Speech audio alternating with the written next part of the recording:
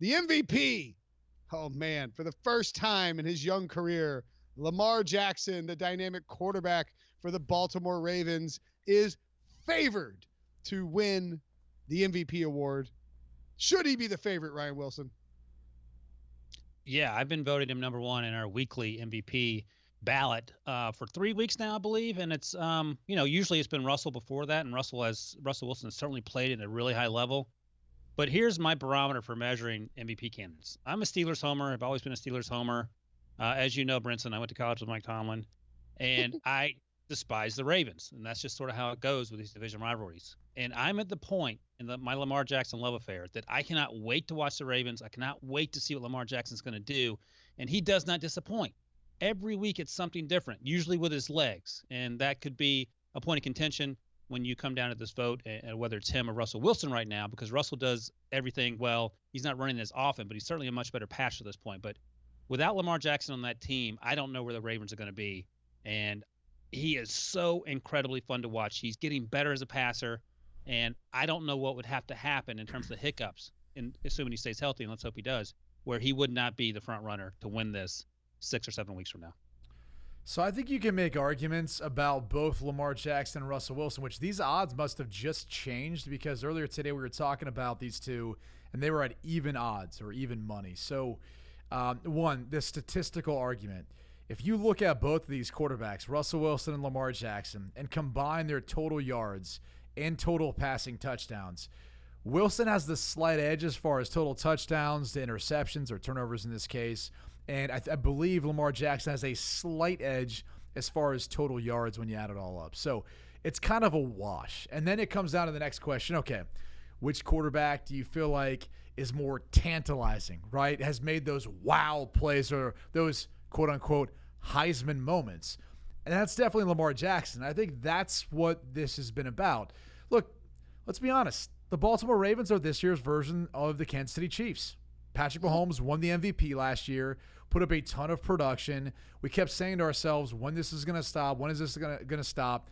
And it never really did until they lost in the AFC Championship game because of a coin toss in overtime to the New England Patriots. So maybe this ends up playing out very similar based on how the AFC playoff picture looks, where you could very well get New England and Baltimore playing off for the AFC Championship game, depending on seeding. But that's what this reminds me of. And I think Lamar Jackson's made a bunch of those wow plays this year that, granted, I think he's had a little bit easier schedule so far in comparison to what Russell Wilson's dealing with right now in Seattle, just because that NFC West division is so much tougher. But you still got to give Lamar Jackson credit. I think one, just for his growth from year one to year two, and just how much I think he's even exceeded my expectations of how much he's improved as a passer. But also the way he's kind of done it. I mean, just every single week, as Ryan talked about, there's a play that you're saying, I got to go back and see that highlight. I have to go back. It's much watched TV when Lamar Jackson's playing. All that being said, I do foresee Russell Wilson in the end winning this award. I don't know that Lamar Jackson's going to be able to maintain this, but as I said before, I thought the same thing about the Chiefs, and I was wrong about them last year. Okay, I think that's interesting that you said that because, and look, I'm not questioning your football IQ or your approach to an analysis, but I know that it's easy when you are steadfast in this situation. Like last year, you didn't like the Bears, and you kept questioning the Bears. Now, it turns out, over the long haul, Brady, you were right, because the Bears cratered this year, and maybe last year was a fluke. But they have the Rams, 49ers, and those are two tough matchups coming up. The Rams on Monday Night Football next week. But then Bills, Jets, Browns, Steelers. I'm just not sure that the schedule is there to derail this opportunity for Lamar Jackson. I will say that if Russell Wilson drags the Seahawks to a 1 or a 2 seed and a division title, that MVP voters, if he puts on a huge show in primetime games on these island games down the stretch, and he has more of them, well, I guess Lamar has 2 and Russell has 2. Did you hear what I said wrong? Did you think that I said Lamar had a more difficult schedule? No, I didn't. No, I'm saying he has it. I'm saying that Lamar has the lead. Like, I don't think he's going to cough up the lead. Like, I mean, no. It's hard to sustain what he's doing because he's doing it a different way than Mahomes did last year, right? Mahomes' plays are largely buy time, scramble, make plays down the field. Lamar's running. Like, there's still a legitimate chance he could get hurt at any point in time down the stretch. There's still a chance that, I mean, look, they lost to the Browns at home. I mean, as much as we want to like award him for what he's done the entire season and his tired body of work, there's still a few games where you're going, what was that? And I'm not saying Russell Wilson hasn't had those moments, but if anyone is able to replicate a couple defensive performances that does kind of stymie their offensive attack, or if just any team jumps out on this team, which the Browns did in that game, it kind of eliminates his ability and what he does running as much, or the effectiveness of it, and it really puts a lot more pressure on him to be able to play from the pocket and do so effectively. I will point out that in 2017, Carson Wentz was neck and neck with Tom Brady, sort of running away. Those are the only two candidates. No one else would hear anybody else. And Carson Wentz suffered an injury and tore his ACL on December 10th. Hey, what was he doing when he tore his ACL? Did he tear that in the pocket? How'd that happen? I was running. Oh, okay. Yeah, no, I agree with your stance. Like, if Lamar Jackson gets hurt and misses the last 4 games of the season, if the Ravens go 0-4, maybe you could see somebody give it to him. There's enough good candidates here where I think you would have somebody quickly fill the void. Let's throw those odds back up here real quick, because I'm curious about value on this list, what both of you guys think. If you were going to bet on somebody, who would you take? Rodgers. And I should also note, Dak Prescott 20-1, Christian McCaffrey 30-1, Jimmy G 30-1, Kirk Cousins 40-1. Would Rodgers be your pick, Brady, and why? Rodgers. I mean, I think statistically he's going to have an argument when it's all said and done. Their team's going to continue to win, even though they've got a tough division with as good as Minnesota is this year. So I think we've seen him play outstanding before. I think this offense at times has looked really good, and you see what they're capable of. So he's the one, as far as the value, that I think you could very easily make a case for him putting up some ridiculous stats down the stretch, just because we've seen it before from him. Brinson, I'm going with Rain Prescott, Dak Prescott. I don't remember his full name, but I know Rain is in there somewhere. Look, he's balling out. And if you look at the Football Outsiders, it's not Patrick Mahomes, it's not Aaron Rodgers, it's not even Russell Wilson that's first in terms of the advanced metrics. It's Dak Prescott in terms of total value, what his value is compared to all the other quarterbacks, and obviously his value to the Dallas Cowboys. The Dallas Cowboys without Dak Prescott may not have a win right now. Slight exaggeration, but he is that important to that team. Obviously, Zeke's important. Obviously, Amari Cooper's important, but it starts with Dak. And we haven't really been talking about him. This was the first week in my MVP ballot that I put Dak on there, had him third behind Lamar and Russ. And he could continue to move up. Now, the Cowboys aren't nearly as good as the Seahawks or the Ravens, and they have a tough game, I think, this week against the Patriots is who they're playing. And if they get blown out in that game, it's sort of the Deshaun Watson conversation that we had last week with Baltimore and Houston.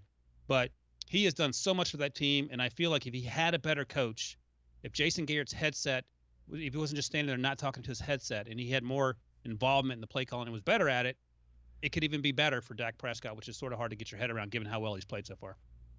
I'll say this too about Dak Prescott. Like, the thing with Lamar Jackson, and what's so impressive to me about how the Ravens handled bringing him in, is that they used a combination of football knowledge and analytics to build an ecosystem around Lamar Jackson that's allowed him to thrive. And look, Ozzie Newsome plucked Lamar Jackson, Mark Andrews, Orlando Brown in his last draft as GM. Nice work, Ozzie. You were pretty good at your job. Should be a double dip Hall of Famer in my opinion. But Eric DeCosta stepped right in. The pretty seamless transition, and they looked at players like Mark Ingram, who runs really well on a shotgun. Justice Hill, who they drafted, signed Ingram in free agency, had Gus Edwards on there. They got guys who complement what Lamar Jackson does. They get Miles Boykin, they get Marquise Brown, some quick twitch athletes they put in there. I think they've done an incredible job of building around him and creating this ecosystem that allows him to flourish. Conversely, the Cowboys continue to employ Jason Garrett, and like the Seahawks let Brian Schottenheimer run 75 times a game, where like it feels, that's the one thing for me that I constantly come back to is, while Lamar Jackson is probably the MVP right now, he's getting, everybody in the boat is rowing in the same direction. And it feels like Dak and Russ are like swimming upstream based on what they have around them. So that would be my one argument there. The other thing I'd point out to you too, by the way, guys, the Dallas Cowboys, after playing the Lions this week on, I think, 1:00 game on Fox, I believe it was, they are going to be in prime time for the next 5 weeks. They are going to have some version of primetime, whether it's Flex to Sunday night, whether it's Fox's America's Game of the Week, whether it's against the Bills on CBS on Thanksgiving. Make sure and tune in 4:30 p.m. after your turkey nap. They're going to be on Fox on Thursday night against the Bears one week. They're going to be all over your freaking television. There's a chance that Dak Prescott could use that with a big finish to the season as a launching pad, along with sort of a bubbling up, in recent days and weeks about his candidacy to try and make a run at the MVP race. So I think or it could work against him, right? Yeah. Like it could go one of two ways, because that's one thing we do know about the MVP race. You could make a very legitimate argument for Christian McCaffrey. However, this tends to be a quarterback award. But if he gets to 2,500 total yards from scrimmage, I mean, it'd be historical and putting him up against some of the all-time greats. However, I don't think any of us feel like the Panthers are going to be a team that's in the mix for the playoffs or have a winning record. And so he'll get eliminated in that regard. And I think that's the concern, at least I have, with the Cowboys is – outside of Dak, which, look, he's played phenomenal this year. If he doesn't win MVP, if nothing more, he has earned the contract that he is going to get after the season. And he's been the only consistent piece on that offense the entire year. Someone asked me the other day, like, why wouldn't the Cowboys potentially be able to make a run to the Super Bowl? I said, honestly, outside of Dak, like I would look at their running game. It's inconsistent. Their protection at times, especially when there's injuries, inconsistent. Their defense, you can't trust on the road when they're potentially going to have to go on the road in order to be able to get some wins in the playoffs. You can't trust that. I mean, it's just this whole entire team, and it's hard to point to anything else other than, as Ryan alluded to, Jason Garrett, being the head coach, the situation there. It seems like unless they do something that I don't think is conceivable for them this year, and that's winning a Super Bowl, more likely than not, Jason Garrett won't be back. And you kind of hate saying that about someone who's currently employed, but that's just the only thing that I can come up with why this team has struggled to play up to their potential. It's got to be the coach staff. It's got to be the Jason Garrett, the position he's putting him in. I know we're getting off the MVP conversation, but if things start to go sideways, it's largely going to hurt Dak Prescott's candidacy for the MVP. No, you're 100% right. And look, it's the yin and the yang of these schedules, right? Like if the Cowboys rip off 6 wins and they finish 12-4 and they dominate the division and they're knocking on the door for the 1 or the 2 seed, which is probably unlikely at this point with 12 wins because Niners at 9-1. If they did that, like did they beat the Patriots this week in New England? I mean, all of a sudden, you got a pretty big win on your resume.